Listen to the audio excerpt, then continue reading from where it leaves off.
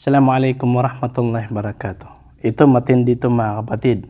African na nagka-claim ng pagkapropeta na nais niyang gayahin ang himala na ipinagkaloob ni Allah kay Propeta Moses alayhi salam.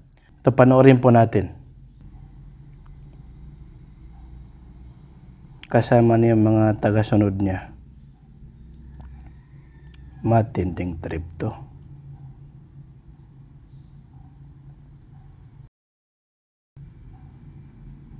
Munti ka na malunod. Yan. Nasa likuran na niyang mga kasamahan niya. Subhanallah. Muntikan pa malunod. Unang-una, ang mga propeta, mga sugo, mayroong mga himala na ipinagkaloob sa kanila ni Allah subhanahu wa ta'ala. Yung mga kapangyarihan na yon ay hindi kapangyarihan ng mga propeta, hindi kapangyarihan ng mga sugo.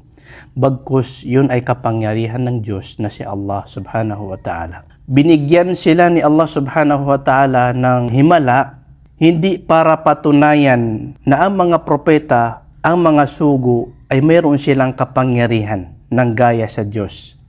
Or sila din ay Diyos, Panginoon na dapat sambahin. Hindi ganon.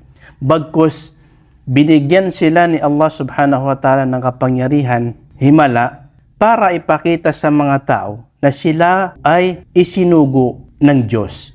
Kagaya na lamang ng himala, kapangyarihan na ipinagkaloob ni Allah kay Moses, kay Musa alayhi salam, yung kanyang tungkod. Hinati niya yung dagat. Yun po ay kapangyarihan, kakayahan ng Diyos at hindi yun kapangyarihan, kakayahan ni Moises. Yung himala, kapangyarihan na ipinagkaloob ni Allah kay Jesus, si Isa alayhi salam, sumakaninawang kapayapaan, na kung saan ay kaya niyang makabuhay ng patay, kaya niyang gamutin ang kitungin, kaya niyang bigyan ng paningin ang bulag.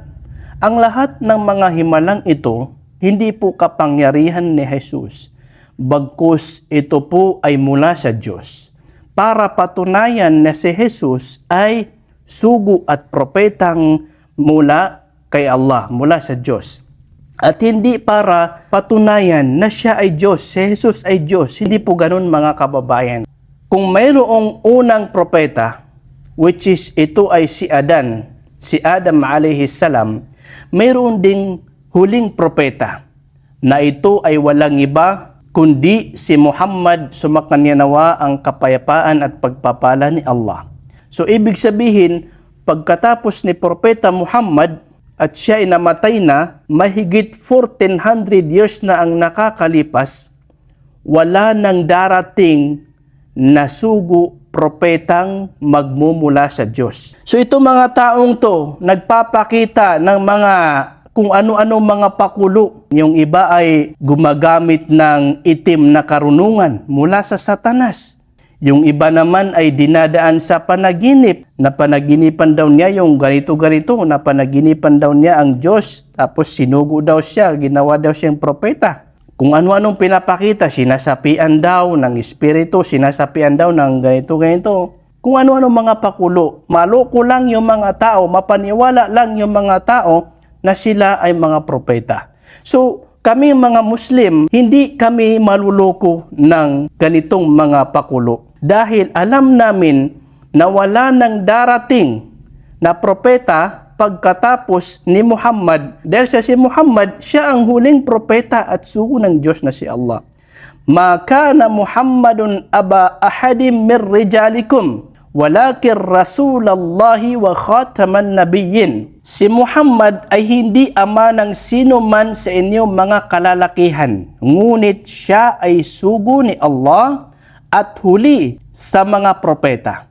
Sa makatuwid, wala na pong darating na sugo propeta pagkatapos niya. So lahat ng mga nagpakilala noon, nagpapakilala ngayon at magpapakilala pa lamang na sugo propeta pagkatapos ni Muhammad ay mga sinungaling na mga tao.